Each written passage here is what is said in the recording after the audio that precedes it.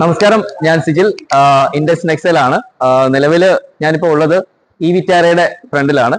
ശരിക്കും മാരുതിയുടെ ആദ്യത്തെ ഈ വിറ്റാര അതാണ് നമ്മുടെ മുമ്പിൽ ഇപ്പോൾ അൺവീൽ ചെയ്തിരിക്കുന്ന ഒരു വാഹനം. ഇത് ശരിക്കും പറഞ്ഞാൽ ഒരുപാട് കാലത്തെ ഒരു കാത്തിരിപ്പിന് ശേഷം മാരുതി അടുത്ത കാലത്താണ് ഓട്ടോ എക്സ്പോയിലൂടെ ഇന്ത്യൻ മാർക്കറ്റിലേക്ക് അവതരിപ്പിച്ചത്. ആ ഒരു വാഹനം ഇപ്പോൾ നമ്മുടെ മുമ്പിൽ ഇത് നിങ്ങൾക്കായിട്ട് റെഡിയാണ്. ഇതിനെ കുറിച്ച് പറയുകയാണെങ്കിൽ ഒരുപാട് കാര്യങ്ങളുണ്ട്.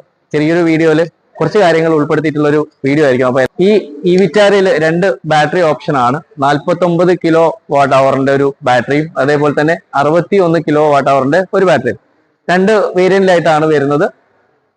ഇതില് മാരുതി ഇതിന്റെ നിലവിൽ റേഞ്ച് പറഞ്ഞേക്കുന്നത് 500 കിലോമീറ്റർ പെർ ചാർജ് ആണ്. ഫുൾ ചാർജിന് 500 കിലോമീറ്റർ ആണ് റേഞ്ച് പറഞ്ഞേക്കുന്നത്.